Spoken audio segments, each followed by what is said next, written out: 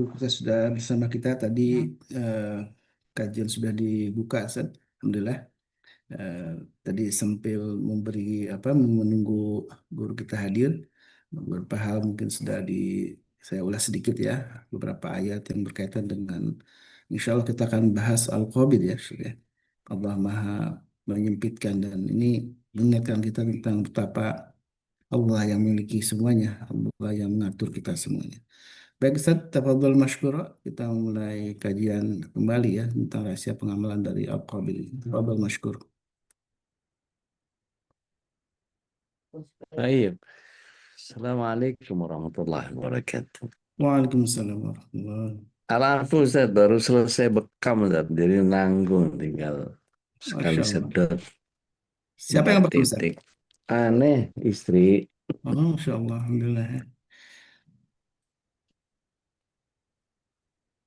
nggak puyeng kemarin tuh tensinya lumayan tinggi 160. Buh, kaget juga. 160. Tarik sebentar. Alhamdulillah.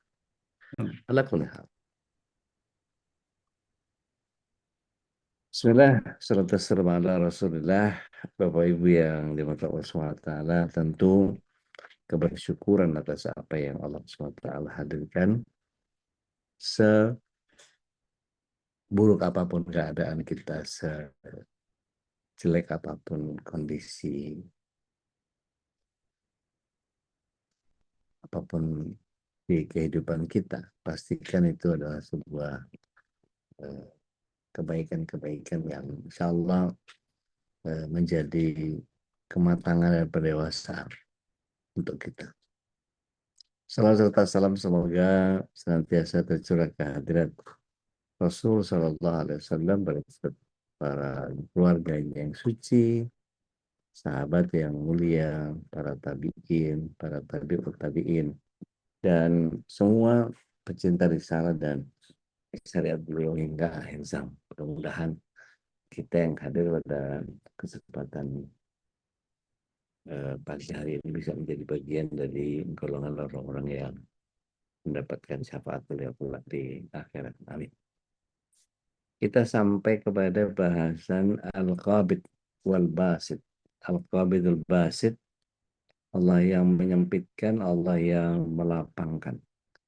Kita buka sedikit kitab Al-Hikam, dikatakan oleh Ibn Athaillah bahwa Allah memberimu kelapangan agar engkau tidak selalu berada dalam kesempitan. Allah memberi kesempitan agar engkau tidak terhanyut dalam kelapangan. Allah mengeluarkanmu dari keduanya agar engkau menjadi miliknya, bukan milik sesuatu pun selain dia. Ini ungkapan yang luar biasa menurut saya, karena ketika kita memohon kepada Allah dengan berbagai macam permintaan yang kita panjatkan kepada Allah, di antara sekian banyak kondisi di mana ketika rahmat, keberkahan, hidayah, inayah, iradah, kudrah, dan terlebih maunahnya, saya menganggapnya, saya nggak tahu, Bapak Ibu mungkin sepertinya ada yang perlu, ada yang enggak. Butuh kepada maunah Allah itu, butuh kepada pertolongan Allah itu, karena siapalah kita yang kemudian tidak membutuhkan Allah Tabaraka wa Ta'ala. Mudah-mudahan Allah SWT terus memberikan maunahnya kepada kita sehingga kita bisa menjalankan keistiqomahan dalam mengamalkan keislaman kita sampai kita betul-betul bertemu dengan husnul khatimah. Baik, Bapak Ibu yang dirahmati Allah SWT, saya belum lihat nih berapa banyak. Oh, Insya Allah udah 43 orang ini gabung.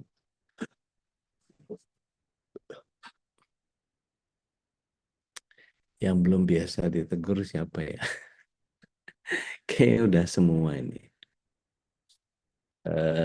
Ada Bu Ida di Makassar. Bu Sri Banas, apa kabar?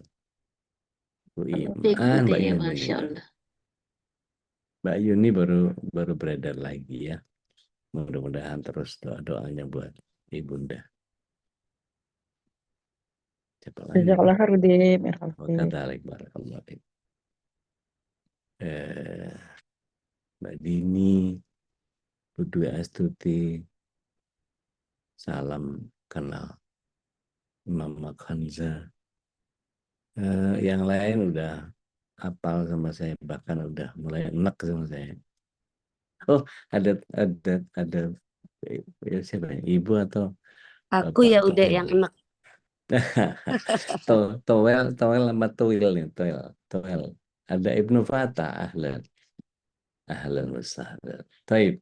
Eh, buat semuanya, tentu kita berharap bahwa Allah Al-Qabid yang kita butuhkan, Al-Basit bagi yang kita harapkan. Baik, Bapak Ibu yang dirahmati Allah SWT, di antara nama-nama Allah ada yang boleh disebut secara terpisah, misalnya Al-Aziz, Al-Hamid, Al-Quddus, Al-Hakim, Al-Rahim, Al-Alim, Al-Fattah. Tapi ada beberapa jumlah nama yang tidak boleh disebut sebagai terpisah. Jadi antara lain ya Qabid Al-Basit ini. An-Nafi'ud-Dar itu yang tadi sudah dibaca sama kawan-kawan di Turki. Terus kemudian yang mendatangkan manfaat dan mendatangkan mudarat dan banyak nama-nama yang berlawanan. Kenapa? Sungguh ketika kita menyebut salah satu asma Allah saja, misalnya Al-Qabid saja, menyempitkan, tanpa menyertakan nama yang menjadi lawannya, ini menjadi melahirkan makna yang negatif dan sesuatu yang tidak layak dengan kesempurnaan. Maka keluhuran, kemuliaan Allah Tabaraka wa Ta'ala dalam hal ini kemudian penyebutan nama ini tidak boleh dilakukan secara terpisah. Tetapi harus menyertakan padanan dan kebalikannya. Ini penjelasan Dr. Ali Muhammad As-Sanabi dalam kitabnya Iman kepada Allah. Nah, di bagian ini kita akan coba telah dua nama Allah yang namanya seakan berlawanan, Al-Qabid, Al-Basit, yang pada hakikatnya saling menyempurnakan dan melahirkan keagungan bagi pemiliknya. Keduanya berhubungan dengan kebesaran dan keindahan Allah. Al-Qabid adalah kebesaran, sedangkan Al-Basit adalah keindahan. Nah, penggabungan keduanya yang menampilkan kesempurnaan Allah. Al-Qabid terambil dari akar kata yang makna dasarnya sesuatu yang diambil, dan ada yang menyebut sebagai keterhimpunan pada sesuatu. Jadi terkumpul. Maka dari sini lahir makna yang baru, seperti menahan atau menggenggam, menghalangi, ya, menahan, dan menyempitkan. Maka lewat nama ini Allah memiliki hak mutlak untuk menahan atau menggenggam, menghalangi atau menyempitkan rizki seorang hamba apabila dia menganggap bahwa ini pantas Allah lakukan. Termasuk hak mutlak untuk memperpanjang dan pendek umur, kesehatan, kekuasaan, nama baik, kekuasaan, dan yang lainnya. Imam Al-Ghazali dalam Al-Qabid, pernyataan beliau yang menggenggam nyawa saat kematian dan menghamparkannya saat kebangkitan, beliau Allah Ta'ala menggenggam sedekah dari orang kaya dan menghamparkan rezeki pada orang miskin. Dan Allah memperluas rezeki orang kaya sehingga terasa, ya, olehnya tidak ada lagi kebutuhan, dan menahan dari orang miskin sehingga terasa olehnya bagaikan habis sudah kemampuan di sisinya. Allah menyempitkan dada setiap hati yang terasa sesak dan melapangkan sehingga segala keresahan menjadi sirna. Persoalannya adalah mampukah kita bertahan dengan apa yang Allah SWT rencanakan atas kita sementara kita nggak tahu apa yang Allah rencanakan pada kita. Maka Al-Basit diambil dari kata keterhamparan atau keberlimpahan. Kemudian kata ini melahirkan makna yang lain, yaitu memperluas, melapangkan. Dan dengan asmanya ini Allah menegaskan bahwa sebagai pemilik setiap hati manusia, ya mudah baginya melapangkan hati yang sempit, dan dia yang memiliki semua perbendaharaan langit dan bumi, sehingga mudah bagi Allah atas perbendaharaan langit dan bumi ini, sehingga mudah bagi Allah untuk melapangkan rezeki siapa saja yang dikehendaki, dan dia pun pemilik kehidupan, sehingga mudah baginya untuk menghidupkan manusia setelah matinya lalu menghamparkan pada hari kebangkitan. Nah, Bu Enda lupa pakai jilbab.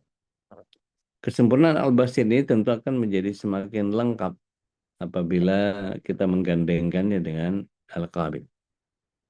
Ya. Kalau Allah Maha Kuasa melapangkan dada manusia, melapangkan rizki, melapangkan atau menghamparkan kehidupan manusia setelah matinya, maka dia pun Maha Kuasa untuk menyempitkan hati dan rizki manusia.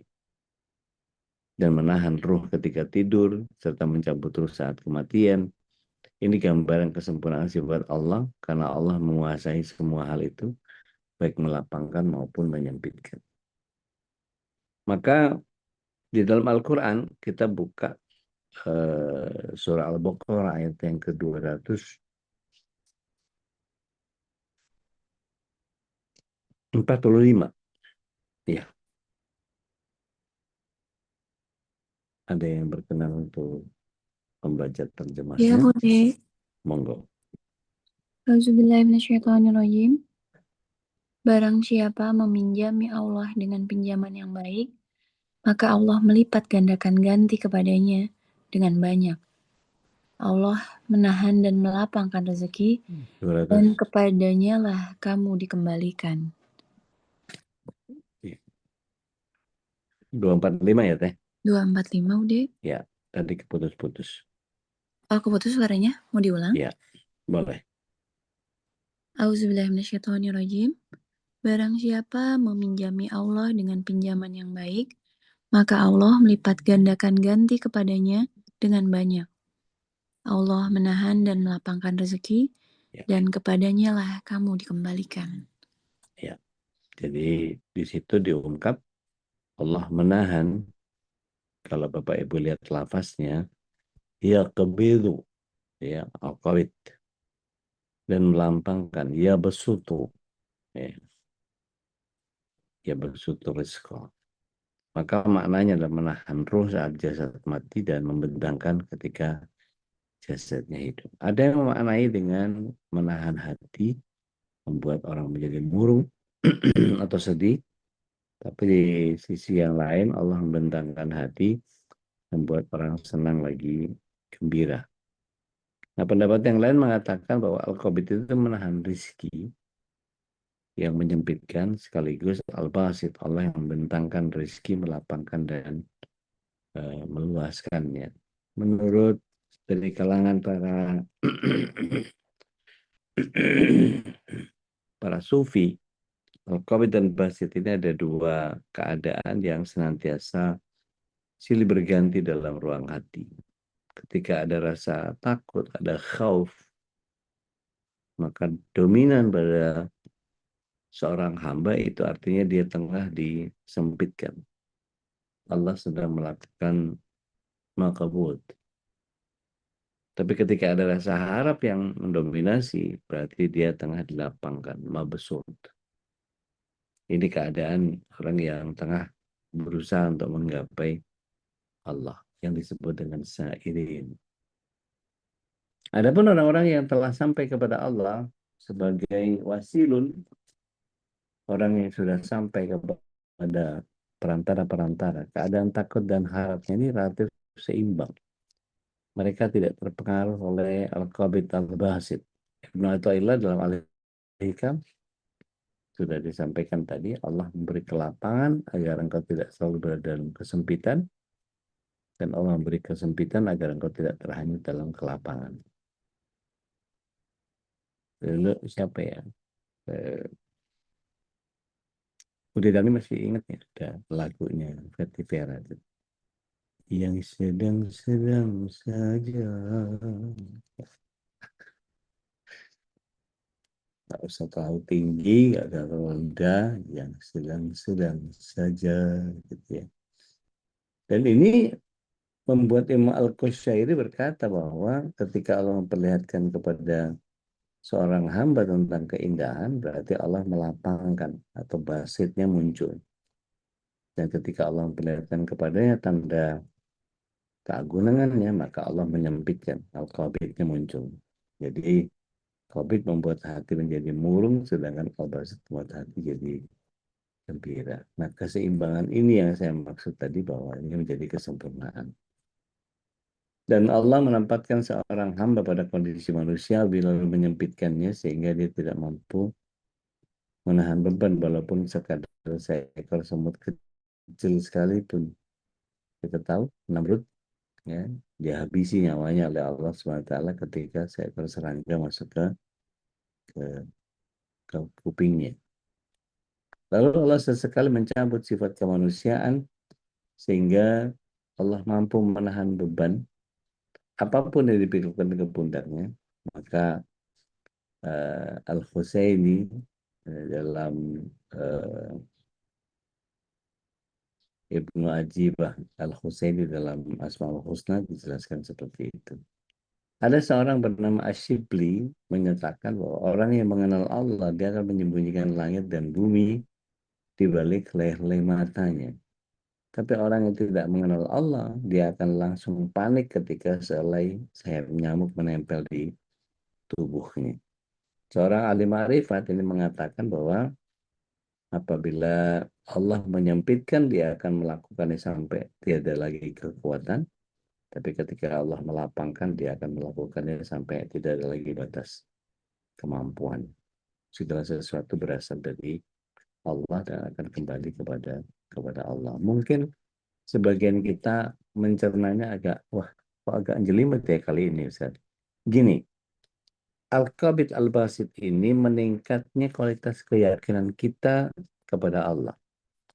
Ketika seseorang yang memahami bahwa Allah itu Al-Qabid dan Al-Basit, dia tidak akan mencela dan menghina satu pun makhluk Allah. Dia tidak akan menghadapkan atau memalingkan muka kepada satu makhluk. Dan dia tidak akan berputus asa darinya ketika tiba musibah dan tidak akan merasa tenang saat dianugerahi sesuatu sebelum menggunakan anugerah tersebut untuk sesuatu yang diridhoi. Selaras sama Allah jalan, kalau enggak itu gelisah minta ampun. Bapak Ibu tahu akhlak. Akhlak itu apa? Akhlak itu adalah sesuatu yang muncul dari makhluk yang sesuai dengan kehendak Al-Khaliq. Coba dicerna kata-katanya. Akhlak adalah yang muncul dari makhluk yang selaras dengan kehendak Al-Khaliq. Sekarang saya tanya sama Bapak Ibu. Ada nggak tetangga kita yang motornya baru terus knalpotnya diganti pakai knalpot racing? Ada. Rang rang rang rang rang rang rang rang rang rang rang rang rang rang rang rang rang rang rang rang. Setiap kali manasin motor, well well well. Kira-kira berakhlak nggak itu? Kalau kita sesuaikan dengan Al-Khaliq. Penciptanya bikin memang begitu atau dia rubah? Dirubah udah Dirubah. dirubah. Berarti Bikin sesuai kayak gitu. itu akhlak bukan?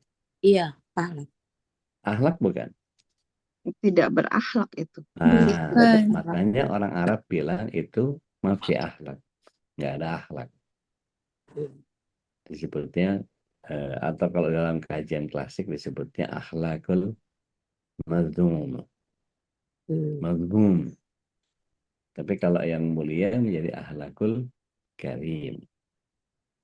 Maka tinggal kita menyesuaikan mana yang selaras dengan apa yang dikehendaki oleh Al-Khaliq. Jadi kalau kita kemudian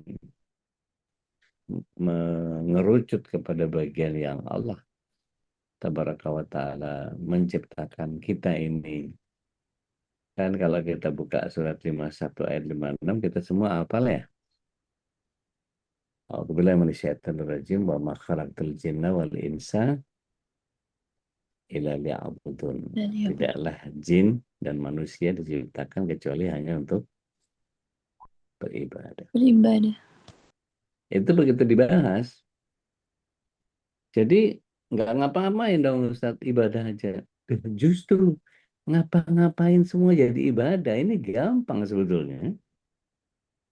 Masalahnya kita sering berat hati mendudukkan posisi sebagai hambanya Allah. Kita sering kali masih menjadi hawa nafsu. Mohon izin Bapak Ibu yang dirahmati Allah SWT.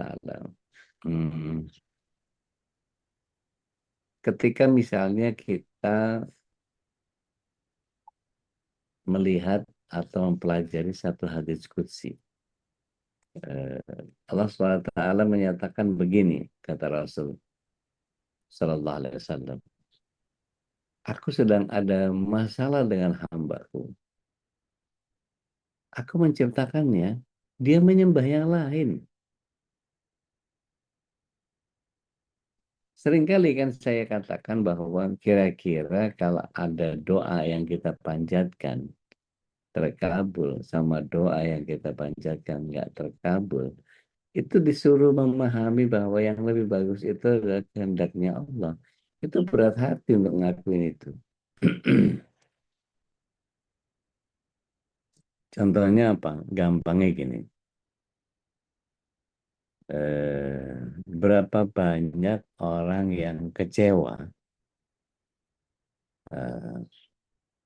ahlan wa sahlan, Undi Ivon dari Bagation.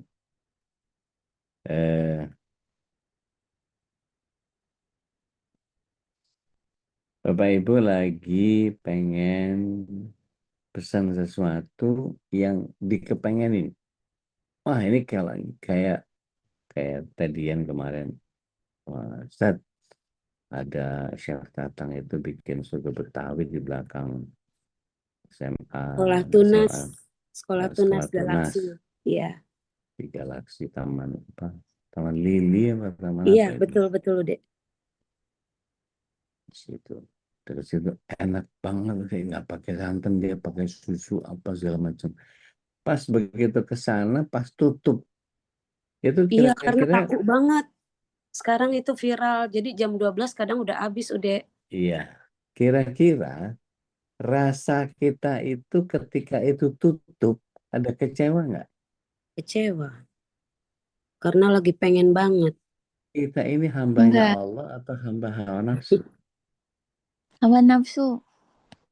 Iya, hamba hawa nafsu. Dan itu sering terjadi. Pagi-pagi lagi,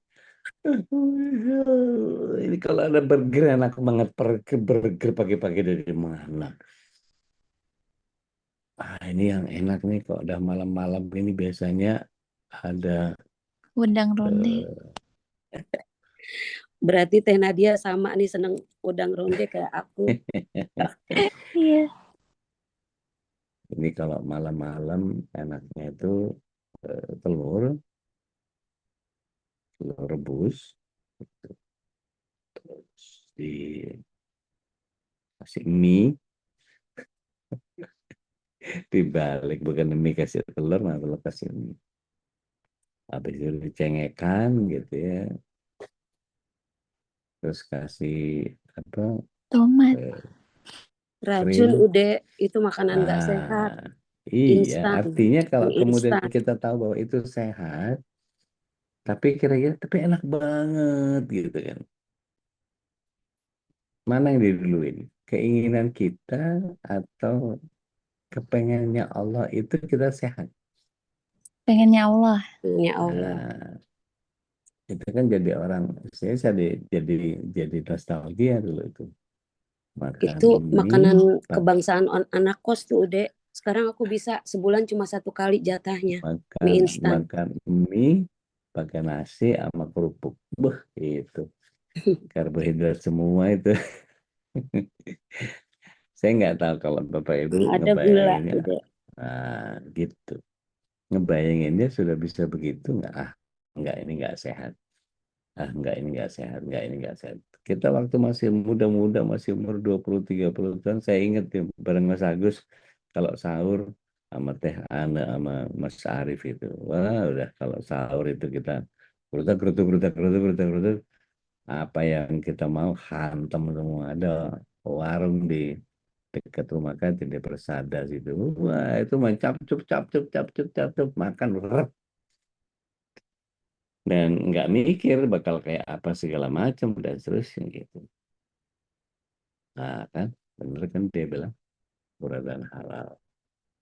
Jadi kadang-kadang kita nggak mikirin tuh, oh ini bagus buat ini kadar kadar karbohidrat segini, protein segini, nggak mikirin. Pokoknya enak. Gitu. Nah disitulah kemudian letak bagaimana kita tidak menghamba kepada Allah, kita lebih mengedepankan hawa nafsu. Jadi ini yang kemudian Masya Allah kalau sekarang mah tempe mentah, kasih kurma, sukari, tutup sama apa tempe gitu. Minumnya kombucha. Wih, mantap. Jadi benar-benar buat sehat badan. Tukang tape gitu. Nah, ini yang kemudian membuat kita menjadi meningkatkan ilmu keyakinan seandainya seorang itu ragu akan pertolongan Allah dan lebih yakin pada kemampuan diri atau pertolongan makhluk, dia akan penuh dengan kekecewaan dan kesempitan. Siapa saja yang ingin dilapangkan hidupnya, dimudahkan segala urusannya, akan tapi dia tidak bersungguh-sungguh meningkatkan mutu keyakinannya kepada Allah, mimpi. Masih ingat nggak betapa istrinya Satpam yang baru pulang shift 3? Masih ingat nggak? Jadi suaminya pulang, baru ngelepas seragam, ngelepas topi, ngelepas sepatu, ambil wudhu, keletakan. Kira-kira jam 2, jam 3. Nah, istrinya masih di sajadah. Istrinya masih di sajadah. Terus kemudian sambil bergumam, ya Allah dapatkan arisan, ya Allah dapatkan arisan, ya Allah bulan ini, ya Allah dapatkan arisan bulan ini, ya Allah dapatkan. Lama-lama dengar suaminya, dapat arisan bulan ini. Mana ada dia ikutan arisan. Ditanya sama suaminya, ikut arisan di mana, Bu? Enggak ada. Ya, gimana ceritanya? Enggak ikut arisan, tapi pengen dapat arisan. Amal neraka, kepengen surga. Enggak ikhtiar, tapi kepengen dimudahkan. Gimana ceritanya? Kalau seprimanya nggak nyambung. Jadi kualitas keyakinan itu kan ada yang namanya ilmal yakin, ada ainul yakin, ada hakul yakin. Jadi kalau kita kemudian tahu bahwa eh, di dunia ini semua adalah milik Allah, maka merugilah orang yang hatinya bergantung kepada selain Allah. Maka meyakini bahwa Allah adalah zat yang maha mengatur semuanya, ya sayangnya kita sering mengatakan itu Allah maha kaya, tapi kita sering takut nggak dapat rezeki. Kita tahu bahwa Allah maha menentukan segalanya, tapi menciptakan manusia berpasang-pasangan, tapi kita sering risau nggak dapat pasangan hidup. Kalau gitu, kita masih berada dalam tingkat ainul yakin, belum sampai kepada hakul yakin. Kenapa ada orang yang sampai keluar dari Islam, murtad? Karena keyakinan yang dia miliki sebatas ilmu yakin, sebatas tahu. Tapi yakin kepada Allah sebatas ilmu itu nggak cukup untuk membuat istiqomah. Keyakinan itu harus benar-benar meresap dalam sanubari kita. Maka kalau kemudian Allah SWT menyatakan nur yang tersimpan di dalam hati datang dari cahaya yang langsung dari khazanah kegaiban, maka kita sedih kadang-kadang melihat ada anak, ada tetangga, ada teman, ada sahabat, ada orang yang kenal dekat dengan kita yang kemudian dia masih belum mendapatkan hidayah. Ada kesedihan, kok dia nggak dapat ya? Padahal udah lingkungannya udah bagus banget, apalah segala macam dan seterusnya. Ada nggak orang yang lulus pesantren tapi malah ngaco gitu? Nggak usah Ada sebut udah nama ya. Iya, nggak usah banyak sebut malah. nama. Banyak banget. Itu kan yang salah bukan pesantrennya, gitu. Yang kalau kemudian kita melihat bahwa bagaimana dia menanggapi bahwa Allah SWT memberikan hidayah itu sekehendak Allah saja. Kita buka sebentar ya surat 28 ayat 56. A'udzubillahi minasyaitonir rajim. La yahdi man ahbabta walakin Allah yahdi man yasha. Ada yang mau baca? Silakan. Iya, Bude. Mangga. Al-Qasas ayat 56. Auzubillahi minasyaitonirrajim. Sungguh engkau Muhammad tidak dapat memberi petunjuk kepada orang yang engkau kasihi, tetapi Allah memberi petunjuk pada orang yang Dia kehendaki, dan Dia lebih mengetahui orang-orang yang mau menerima petunjuk. Jadi kalau Allah maunya gitu, mau apa kita? Masih ingat ketika saya menyampaikan kisah tentang Kisra Persia yang sakit, yang satu sembuh, yang satu wafat. Yang alim bisa wafat, yang zalim masa bisa dikasih umur panjang sama Allah. Ternyata dibalik sama Allah. Jadi di satu sisi kadang-kadang kita sedih karena mendengar satu teman kos itu kecelakaan misalnya gitu ya. Di segi yang lain kecewa karena nggak dapat pinjaman helm misalnya. Itu berubah jadi rasa syukur. Kenapa? Kalau kita dapat pinjaman rasa syukur, mungkin kita yang ikut celaka itu. Jadi ada kesempitan dan kelapangan yang Allah SWT berikan kadang, alhamdulillah nggak jadi berangkat. Dulu waktu muktamar NU, ada satu kiai, saya nggak boleh sebut namanya, sama asistennya itu, kayak besar. Beliau mau pulang ke Solo. Mau pulang ke Solo itu lihat kasus lain menyusul ke kuburan. Oh iya, Masih ingat ya? ingat tuh deh, ingat tuh deh. Iya.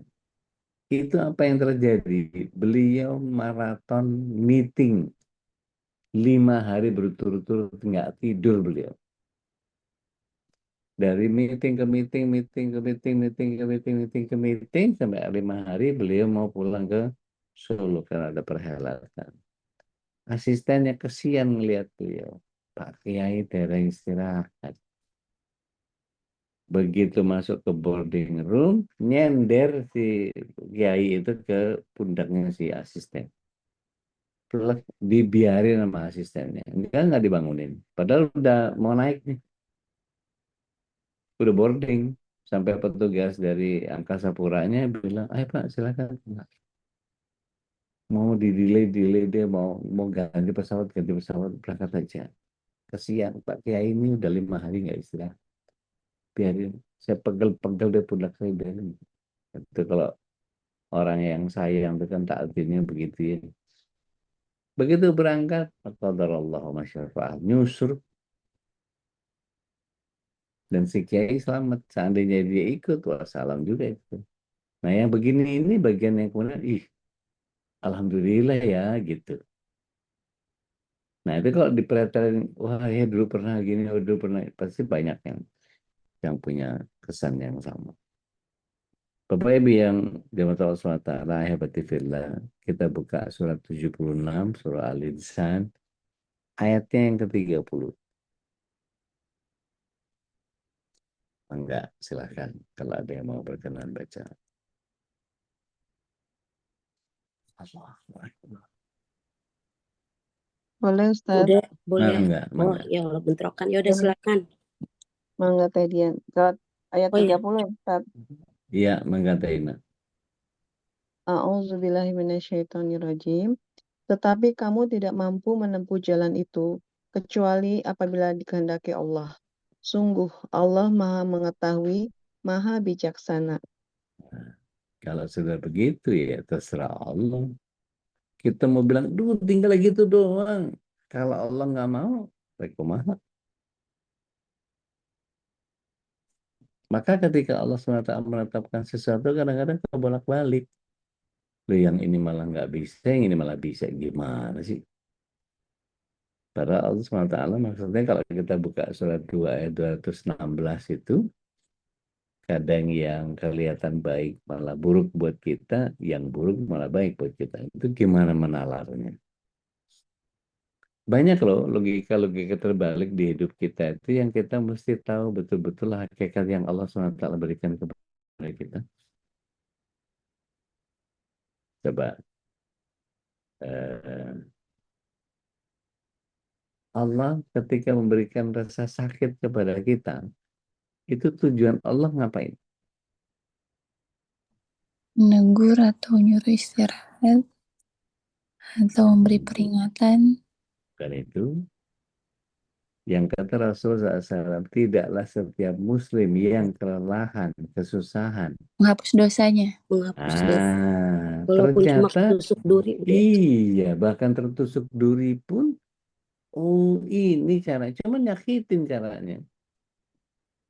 Oh ini cara Allah mendewasakan, kan gitu. Kadang-kadang gini, kita udah baik sama orang, orang konyol sama kita. Ya, elah, gue kurang apa sih sama dia? Kok dia kayak gitu? Itu nggak ikhlas ya udah. Jadi berharap orang itu baik lagi ke kita gitu ya udah. Ya karena yang kita harapkan manusia. Padahal dia tidak mungkin melakukan itu kecuali Allah nggak kehendaki. Ini kan apa ya? Kelihatannya iya padahal enggak gitu. Gimana tuh ngejelasinnya? Artinya yang kalau hakikatnya kita paham bahwa tidak ada sesuatu pun di dunia ini yang tidak ada kehendak Allah berada di dalamnya atau di atasnya atau berlaku di dalamnya. Bahkan bahasa gampangnya gini, tidak ada selembar daun pun yang jatuh kecuali atas izin Allah. Allah. Kalau Allah mau gitu mau diapain kita? Itu yang nggak mungkin jadi mungkin, yang mungkin jadi nggak mungkin. Dan ada banyak hukum-hukum fisika yang kemudian kok gitu?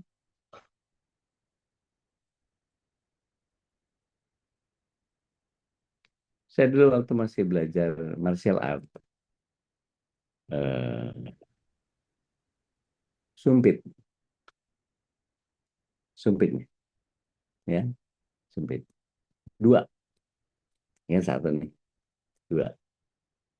Itu bisa dipotong pakai uang kertas. Uang kertas cuma dilipat doang. Loh, kok bisa? Akhirnya orang spekulasi. Oh pakai jin, wah inilah itulah apa segala macam. Ternyata simple. Hukum fisika itu kadang-kadang ada sesuatu yang kita nggak bisa pahami kecuali oh memang sunatullahnya begitu.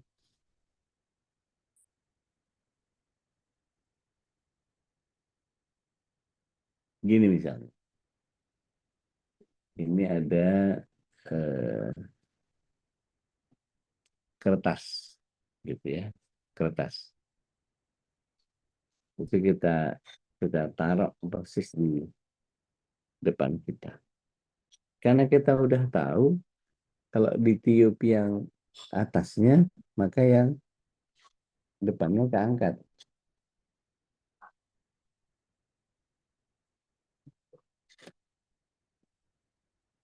Ternyata hukum aerodinamika makin kena angin makin naik dia. Loh, kok gitu? Ember ikat plastik tali penuhin air diputer. Kok nggak ada yang tumpah? Karena sentrifugal. Sesuatu yang aneh itu bisa bisa langsung dijelaskan dengan sains, dengan fisika. Siapa dulu yang waktu di SD-nya pernah belajar bawa mistar plastik, digosok-gosokin di kepala, habis itu ada kertas dirobek-robek, terus sekarang saya bisa nari. Aku udah, berarti jadul banget ya, aku udah tua udah. Itu kan membuat orang, hah, kok bisa gitu gitu. Waktu kita nggak tahu. Tapi begitu udah tahu, oh ternyata derivasi dari itu, ternyata, oh kenapa wudhu itu mesti dibasuh, bukan diguyur. Karena bioelektromagnetik yang ada di tubuh kita itu diaktifkan dengan basuhan itu sendiri. Ternyata begitu dipelajari, oh ternyata wudhu itu menggarap lebih dari 80% titik-titik akupuntur yang ada di tubuh kita. Itu kan, Masya Allah, lo bikin syariat keren banget gitu. Itu jadi bagian yang kemudian, wow, keren Allah ini. Belum lagi hal-hal yang di luar, wih, kok oh ternyata gitu, dan seterusnya. Nah ini yang kemudian membuat kita menjadi memahami bahwa sesuatu yang buruk itu logika terbaliknya kadang-kadang.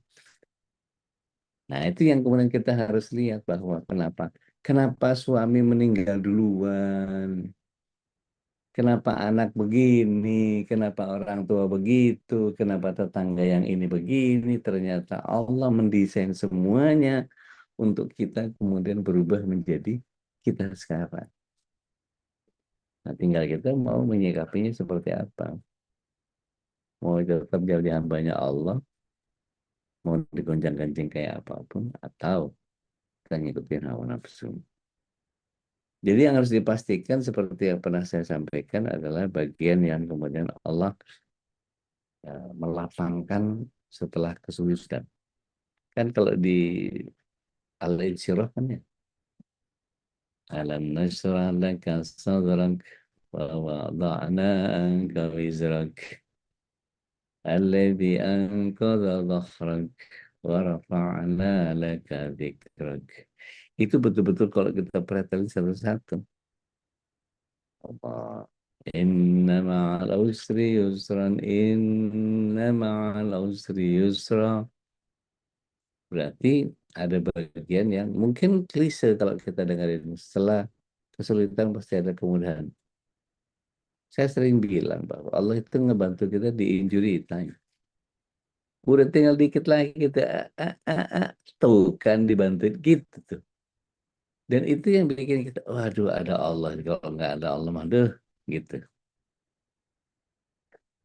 Jadi seorang bijak bersyair, beliau menyatakan bahwa kehangatan hanya bisa dinikmati ketika kedinginan. Dan cahaya yang menyinari jika aku pernah berada dalam kegelapan. Bahagia hanya bisa aku syukuri apabila aku pernah dalam kesulitan.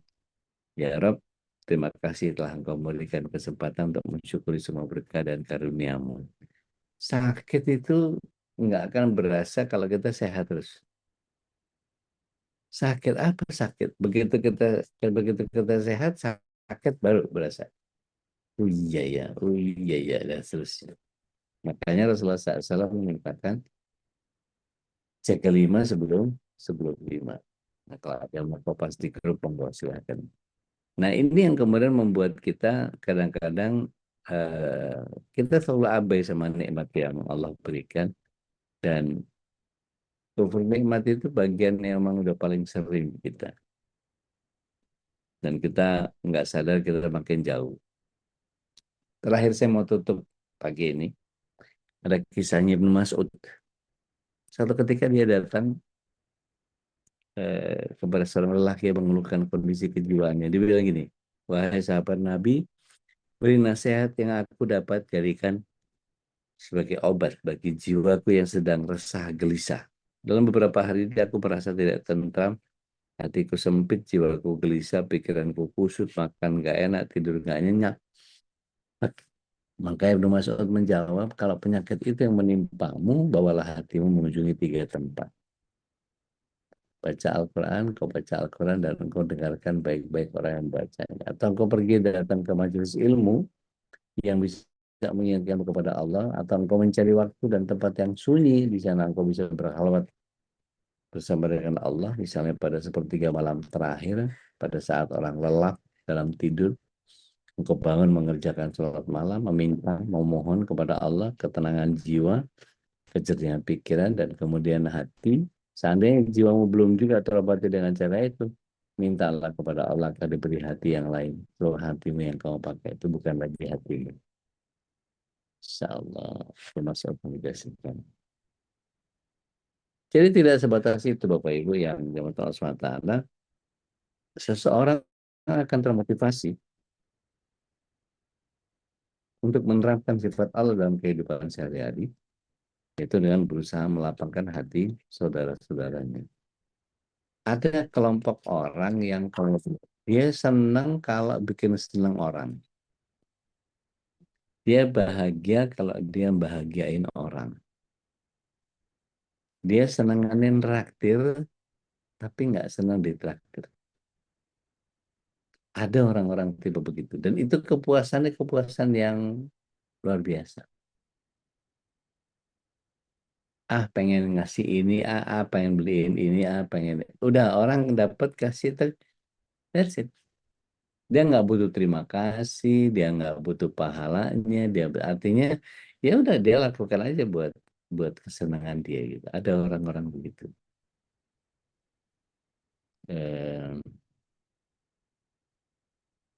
Saya punya sahabat pagi ini nggak ngaji deh. Itu kalau lagi iseng gitu, udah temenin ngopi, ayo gitu. Karena yang senang ngopi nggak banyak dari teman-temannya.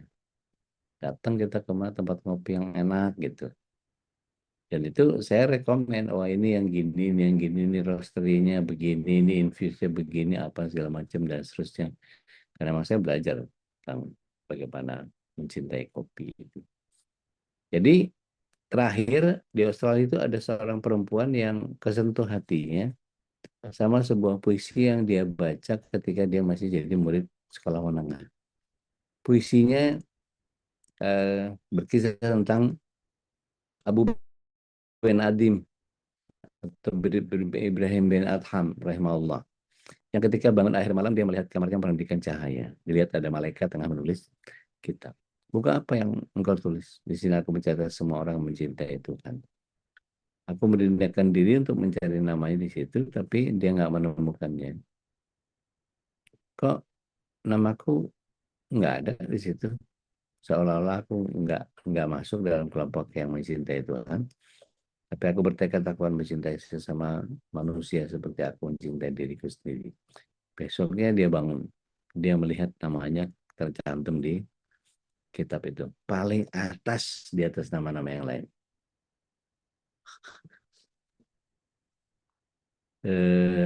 Amatullah Armstrong dalam menulis buku And the Sky is Not the Limit, ya, dia bercerita tentang upaya jadi manusia yang paling baik. Ini sebuah perjalanan panjang menuju kecintaan ilahi melalui pengkhidmatan kepada sesama manusia. Oh iya, Bapak Ibu yang dirahmati Allah SWT, ini ada buku di tangan saya ini, buku Family Growth. Kalau yang kepengen keluarganya bertumbuh, baca, pelajari, kalau perlu ikut training-trainingnya, boleh kontak ke Ustadz Ruli. Saya sama Dr. Farah sama Mbak Aya di Suteki KB Suka di Pekayon itu sedang membahas kitab ini dengan modul-modulnya. Kalau ada yang berkenan gabung, monggo silahkan. Terakhir dari hadis Ibnu Majah itu ada hadis yang sesungguhnya minta kepada Allah bahwa aku mohon atas terpenuhinya rahmat, kepastian ampunan dan selamat dari dosa, memperoleh keuntungan dari semua kebaikan, bahkan jangan tinggalkan dosa padanya, kecuali diampuni, tidak ada kegelisahan yang engkau kecuali menghilangkannya, tidak ada kesusahan kecuali Allah melapangkannya, dan tidak ada kemelaratan kecuali Allah melenyapkannya, dan tidak ada satupun hajat yang diridhoi kecuali Allah memberikannya. Di bagian akhir belakang, ya Arhamar Rahimin, ya. Baik, seperti itu Bapak Ibu yang dirahmati Allah SWT. Mungkin terakhir saya ingin tutup dengan surat 16 ayat 97 kalau ada yang berkenan mau baca. Karena sejatinya di dalam melazimkan istighfar itu pasti Allah akan membebaskan dari segala Ayat berapa kesulitan. udah? 97 ya. Surat 16 ayat 97. An-Nahl 97. Nah, Iya udah. Auzubillahiminasyaitonirrajim. Barang siapa mengerjakan kebajikan, baik laki-laki maupun perempuan dalam keadaan beriman, maka pasti akan kami berikan kepadanya kehidupan yang baik, dan akan kami beri balasan dengan pahala yang lebih baik dari apa yang telah mereka kerjakan. insyaallah, insyaallah, insyaallah. Saya balikin dulu ke Ustaz Khalis. Kan udah mau jam 7 aja. Saya ini suka ngecoh sendiri nggak jelas ini. Betul, Sen? Masya Allah, tabarakallah. Alhamdulillah, Alhamdulillah. Jazakallah khairan. Sabi yang sudah mengungkap kembali ya tentang rahasia pengamalan dari Al-Qabid, dan tadi banyak mengupas juga tentang seringkali yang kita inginkan inilah yang bersumber dari hawa nafsu Ustaz, ya. Dan Aneh, Sen. Aneh, Sen. Kalau antum sih enggak, insya Allah. kita semua masih mungkin ya, kita semua masih betul-betul hawa nafsu, dan bahkan diingatkan dalam surat Al-Jasiyah itu saja yang di ayat 23 itu yang menuhankan hawa nafsu itu maka Allah akan sesatkan dirinya gitu. Ya Allah, naudzubillah min dzalik. Menjadi pengingat untuk kita semua, dan tadi di ayat terakhir juga yang tadi dibaca oleh Teh Nadia ya tentang hayatan thayyibah ini versinya Allah ya, hayatan thayyibah itu saja, karena kita Ya, sering hayatan thayyibah itu versi kita yang sesuai dengan hawa nafsu kita. Silakan Teh Nadia. Syukron. Assalamualaikum warahmatullahi wabarakatuh. Waalaikumsalam warahmatullahi wabarakatuh. Udah kan Ya, siap. kita senang lah cari amal-amal receh meskipun gitu ya. Nah, satu waktu saya ajak seorang teman misalnya yang senang nongkrong, misalnya saya ajak kajian Zoom yuk. Umur udah makin berkurang gitu. Saya bilang ya bukan saya ngerasa lebih baik, saya gituin. Nah, terus dijawabnya gini, kamu tahu kan ya ada orang ngasih makan anjing doang dia masuk surga katanya gitu. Terus ada pembunuh katanya gitu-gitu ya. Di tengah-tengah dia bisa masuk surga gara-gara taubatnya gitu. Nah, itu kan sebenarnya hal-hal langka yang dibandingin dengan keadaan orang-orang sekarang gitu ya. Jadi kalau diajak, yuk kita kejar surga yuk, jawabannya yang cerita-cerita seperti itu gitu. Saya harus jawab gimana ya, Ude? Gitu untuk ya jawaban terbaik seperti apa, Ude? Syukran. Baik, Assalamualaikum. baik. Assalamualaikum. Bismillah. Assalamualaikum ala Rasulillah. Kalau saya lebih memilih untuk gunakan diksi itu dan turunkan derivasinya. Tunggu dulu. Kira-kira menurut antum, sesederhana itu cuma ngasih minum anjing terus jadi masuk surga? Dia melakukan kebejatan segala macam terus tobatnya diterima sama Allah. Itu kasus yang Allah terima taubatnya. Kita ada jaminan nggak kalau kita bertobat diterima sama Allah? Sudah menunjukkan apa dengan pertobatan kita? Udah Ya. jadi inget mau masuk surga disamain sama dapat apa kipas angin door prize udah semudah itu masuk surga.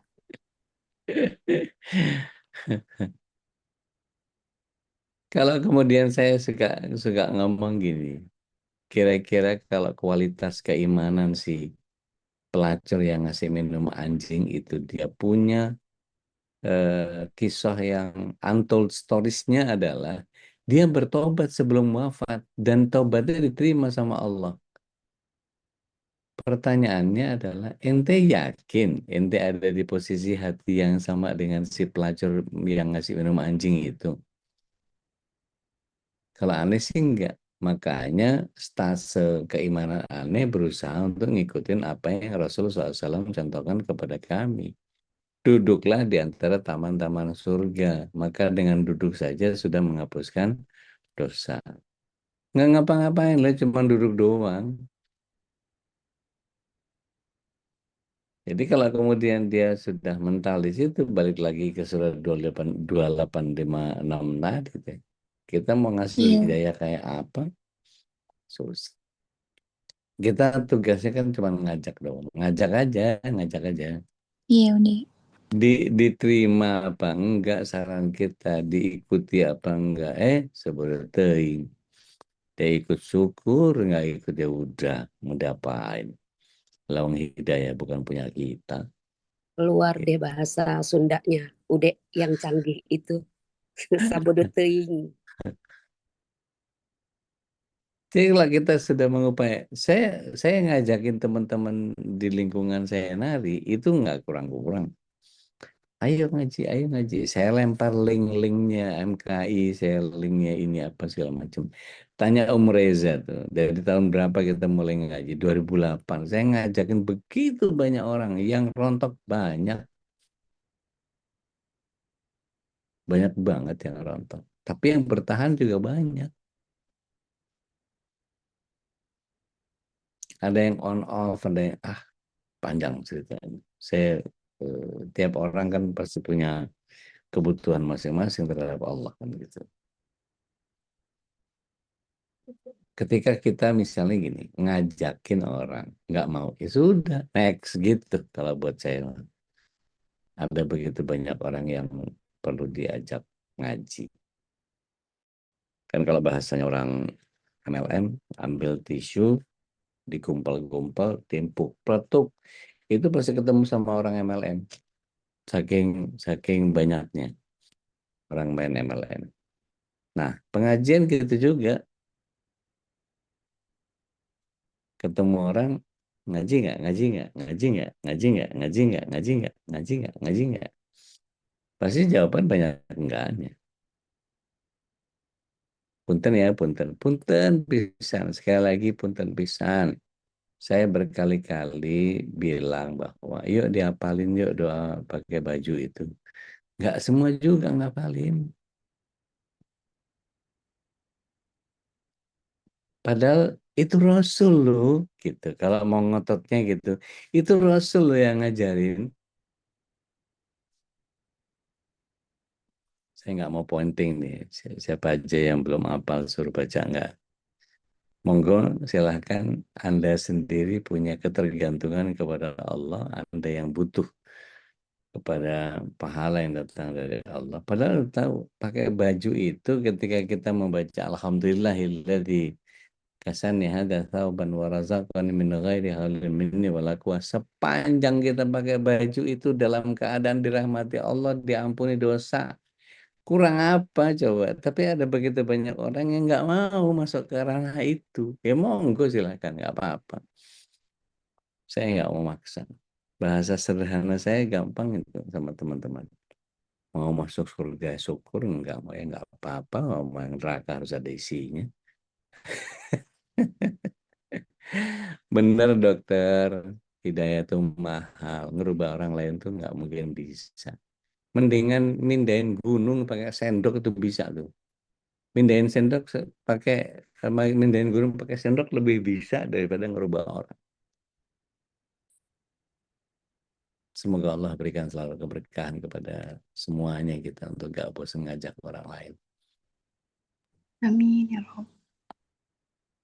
Ini kalau kita baca threadnya eh, Dr. Farah tuh, isinya orang sakit hati sama poligami sama dia enggak, gua enggak. Meskipun awal-awal mah aduh struggling. Cengisan dia sekarang.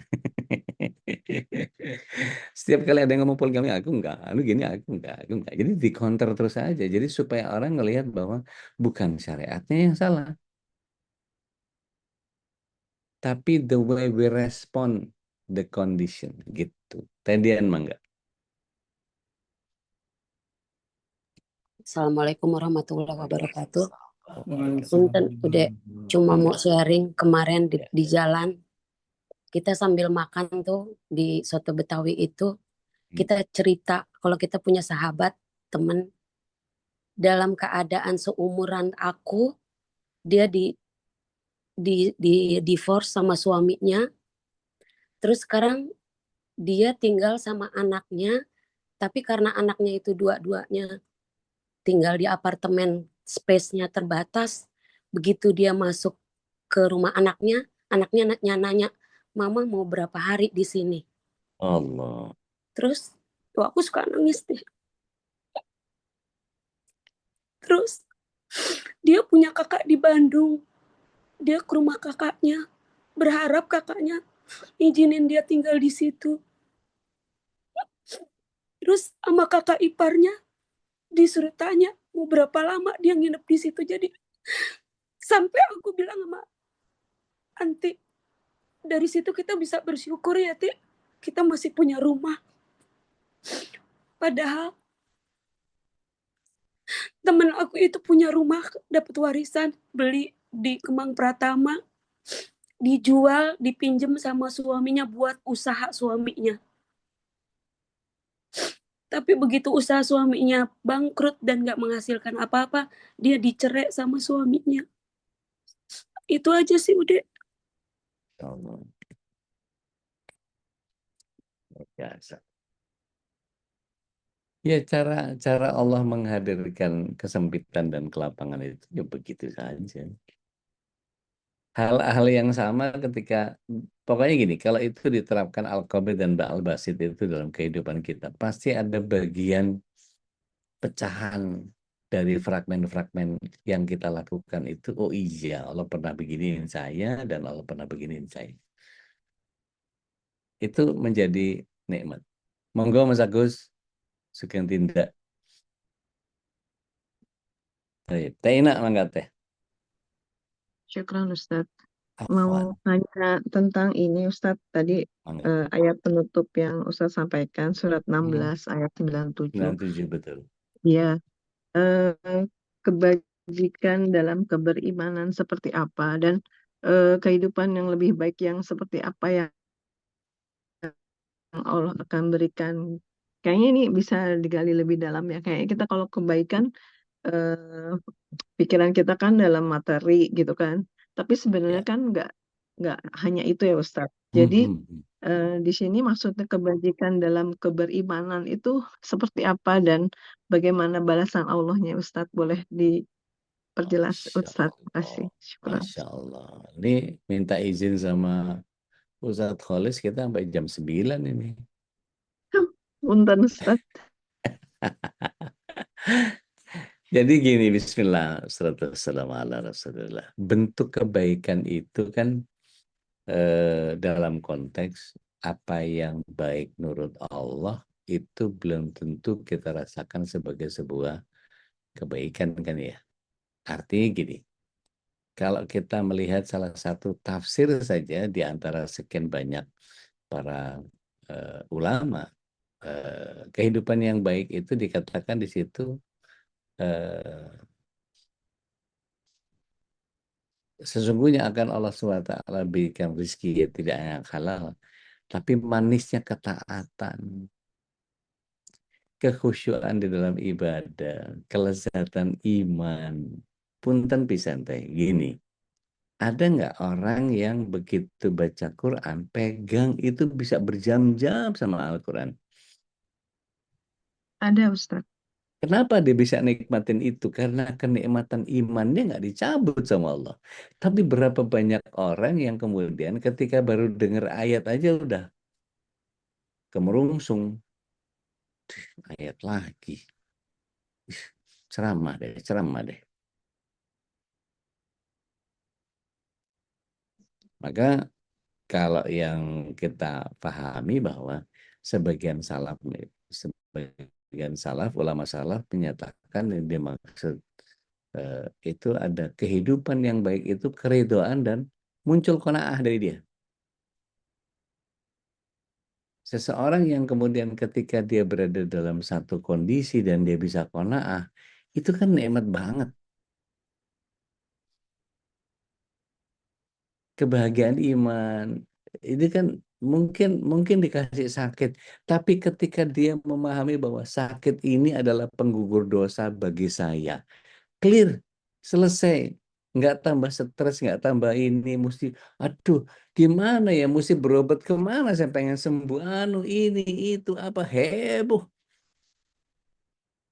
Tapi ada orang yang, oh Allah ingin saya begini, baiklah, saya nikmatin. Jadi ada orang yang merasa bahwa kebahagiaan itu mungkin lengkap, artinya gini, punten ya mungkin saya pakai istilah yang nggak populis ya. Semut itu lemah nggak? Lemah sih. Tapi Kelihatannya lemah. bayangkan kalau dia lagi pindahan, dia bisa ngangkat apa namanya barang segede gitu, ternyata nggak sendiri, dia bisa keroyokan apa segala macam dan seterusnya. Bersatu kita teguh, bercerai kita runtuh. Nah, Udah. gitu. Kalau saya bercerai kawin lagi. Keledai dengan kebodohannya, itu paket kan. Jadi kebahagiaan sebagaimana kehidupan yang dijalani seseorang, itu kadang-kadang ada orang yang hidupnya nyaman tanpa iman. Punten pisan. Ada nggak di antara sekitar kita ini yang kemudian nggak ngaji sehari, santai aja, kayak nggak ada apa-apa. Tapi ada sebagian orang di antara kita yang kalau nggak ngaji kayak ada yang kurang. Apa ya? Belum ngaji tadi. Nah, sampai kepada stase di mana ketika misalnya kita kalau belum sholat, panik nggak? Iya, panik. Lazim, Panik belum udah. sholat nih. Ada yang Nih. kurang. Nah, ada orang yang sudah sampai kepada, aduh hari ini belum sedekah. Aduh hari ini belum bantuin orang. Aduh hari ini belum berdakwah. Aduh hari ini. Nah, itu kebutuhannya kemudian menjadi, aduh hari ini belum ngasih ayat. Aduh hari ini belum, gitu. Dan kenikmatan itu nggak bisa dia dapatkan kecuali dia lakukan itu. Kebayang nggak sih kehidupan tanpa kebahagiaan iman tuh kayak, ya Allah, kayak apa itu? Ada seorang penulis di satu majalah yang merilis tulisannya tentang memberitakan seorang muslim asal Jepang bersama istrinya. Dia baru masuk Islam ini dua-duanya. Begitu ada di Masjidil Haram, sholat Jumat pertama, pecah nangis itu mereka. Sungguh kami baru lahir, semua kehidupan yang telah kami jalani selama ini, dukanya, sukanya, tidak ada harganya sama sekali dibanding dengan masa-masa yang dijalani di Tanah Haram. Kenikmatan melihat Ka'bah itu luar biasa. Ada orang yang nggak nyaman, copet-copet atau apalah yang namanya pencoleng-pencoleng di Masjidil Haram itu. Ada di Ka'bah, ada di Ka'bah. Tapi niatnya nyamper dompet, nyilat dompet. Jamaah saya berapa banyak yang tasnya disilet terus dirogoh dalamnya, udah habis. Ternyata di tempat yang begitu mereka nyaman-nyaman aja melakukan kejahatan. Nggak ada nih katanya malaikat terus kemudian kita diazab di sini, nggak ada, dibiarin. Artinya kalau kemudian kita mendorong diri kepada kebaikan yang seperti apa, mungkin nggak teh selama ini kita nggak berasa bahwa eh, tidak perlu makan enak, makanan kita cukup yang biasa aja. Dan itu sudah kenikmatan yang Masya Allah buat kita. Orang mah ngomong, ih kemarin aku minum kopi apa Mont Blanc itu ternyata jeruknya itu ternyata sunkissnya apa bla bla bla ini itu apa segala macam. Berapa segelas? Oh kita pakai minum yang ini dong. Roti apa namanya? Baguette yang kemudian dipakai escargot di atasnya sekali gigit itu berapa harganya kira-kira? Buat kita lotek, karedo, gado-gado selesai. Ada poh-pohan, papak, deg deg deg deg deg. Ada kemangi, hantem, pleb. Itu aja udah, Masya Allah itu mah. Yang penting ada sambelnya Umi, ada selesai. Yang penting ada itu. Bahkan kadang-kadang dalam konteks yang lebay, saya sih nggak penting makannya sama apa. Yang penting makan sama siapa. Ya, gitu kan. Saya boleh tanya sama istri saya ya. Tanya sama istri saya kalau makan itu lebih senang disuapin atau saya makan sendiri? Tanya sama istri saya. Karena semboyan saya gitu, makanan yang paling enak itu adalah masakan Padang yang disuapin sama perempuan Padang.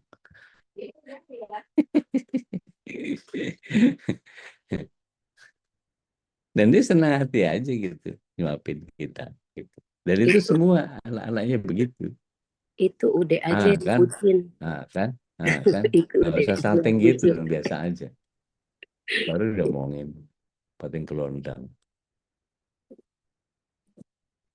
Gitu teh. Jadi dikatakan kan di situ ada wahwa mukmin kalau dia beriman. Karena tanpa iman nggak ada amalan yang diterima kan. Hayatan thayyibah itu kehidupan yang baik dengan qanaah, rizki yang halal. Di akhirat itu surga di Allah ya. Kan dikatakan sama Allah bi ahsani makanu ya'malun, membalas dengan semua amalan yang dilakukan dengan kebaikan yang lebih baik lagi. Jadi balasannya tergantung amalan terbaik yang pernah lakukan. Sholat, sedekah itu ada pahalanya nggak? Kubur nanti aman nggak? Kira-kira sedekah seberapa banyak yang bisa mengamankan kita dari alam kubur?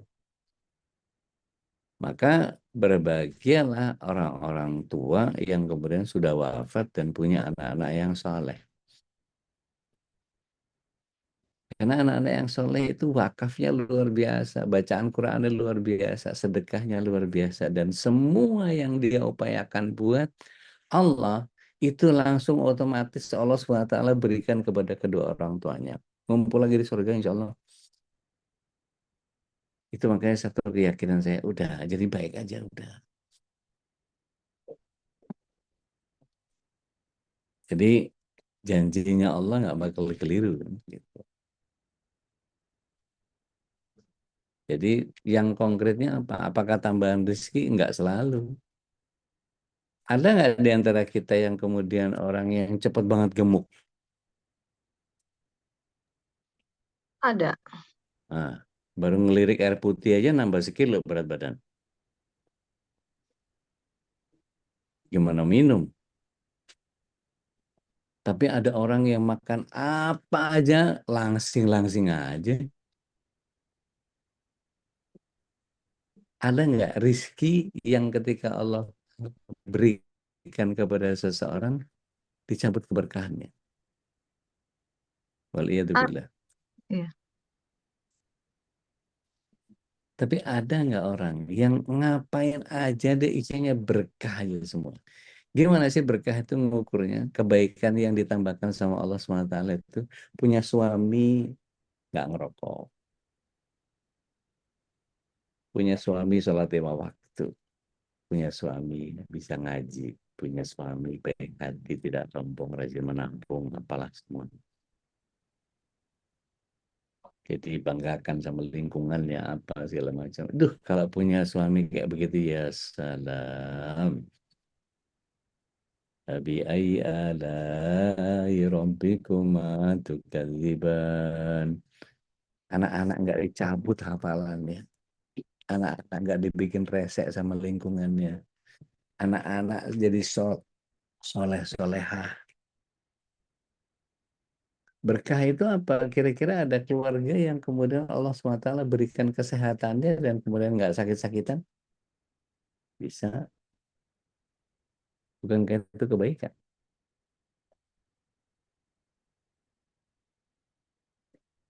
Bukankah ketika ada gaji dari suami itu ternyata halal semua, itu bukankah itu keberkahan? Ada begitu banyak orang yang punya duit banyak tapi hasil korupsi, hasil money laundering, hasil riba. Banyak sih melimpah. Tapi bukan jadi keberkahan. Kurang lebih gitu sih Teh. Punten. Masya Allah, syukran Ustadz. Jadi satu ayat dalam banget ya artinya Ustadz. Syukran. Iya, jadi ketika punten bisa, ada orang yang nggak menikmati tentang bagaimana nikmatnya ibadah dan khusyuknya sholat itu. Begitu Allahu Akbar, keinget ini apa segala macam, nggak nyaman khusyuk. Tapi ada orang yang kemudian dia mungkin dalam keadaan lemah, mungkin osteoporosis, mungkin pinggangnya sakit, mungkin pundaknya masalah, mungkin banyak banget masalahnya. Tapi dia menikmati ibadahnya. Dan itu kebaikan.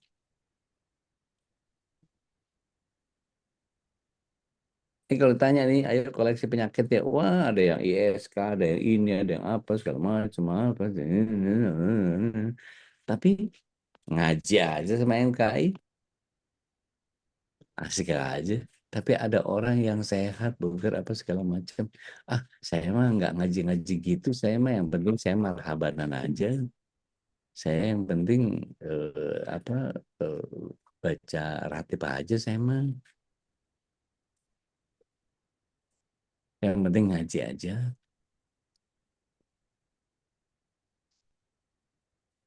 Jadi ngaji itu bukan mengkaji.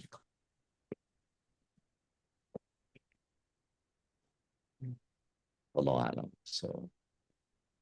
Masya Kalau Allah. khair. Masya Allah, tabarakallah, sunnah. Mudah-mudahan jadi pengingat untuk kita semua ya. Karena kita pasti menginginkan sebuah hayatan thayyibah ya, kehidupan yang baik. Dan saya coba share juga saat ini ada tafsir dari Kemenak, mungkin bisa dibaca. Ini saya kutipkan dari sebuah hadis Nabi yang orang beruntung itu yang masuk Islam diberi rezeki oleh Allah yang cukup, yang kemudian dia terima puas dengan semua pemberian Allah. Dunia miliknya sudah. Segalanya. Dunia Asal miliknya. mudah-mudahan kita selalu bersyukur atas semua nikmat Allah sekecil apapun, bahkan mungkin kalau kita hitung banyak sekali rezeki Allah, nikmatan Allah. tidak mungkin bisa. Ana punya antum tiap hari senyum-senyum sama Ana itu luar Masya Allah. biasa. Kita punya guru yang istiqomah menemani tiap pagi, Masya Allah. Ini Ini kenikmatan. ada 50 orang yang kayak begini aja istiqomah gini. Surga depan mata udah. Bismillah. Amin, amin, amin. Allahumma. Bude, kalau istilah zaman kita dulu, surga di depan mata, neraka jauh. Amin. Allah. Kita doa selalu berdoa kepada Allah, mudah-mudahan Baik. selalu istiqomah dalam Ya, kebaikan, dan kita selalu diberikan Allah hidayah dan taufiknya, dan ridho semua takdirnya, dan juga merasa qanaah dengan semua pemberiannya. Itulah sebab hidup kehidupan yang baik yang menurut Allah anugerahkan untuk kita semua. Baik jamaah, karena sudah jam 7 lebih ya, kita tutup dengan doa kafaratul majlis. Subhanakallahumma wa bihamdika. Allahumma wa bihamdika asyhadu an la ilaha illa anta wa atubu ilaik. Mohon maaf kalau khilafan alafumikum. Hadana wa yakum. Assalamualaikum warahmatullahi wabarakatuh. Waalaikumsalam warahmatullahi wabarakatuh. اللهم ارحمنا بالقرآن واجعله لنا إماما ونورا وهدى ورحمة اللهم ذكرنا منه ما نسينا وعلمنا منه ما جهلنا وارزقنا تلاوته آناء الليل وأطراف النهار واجعله لنا حجة يا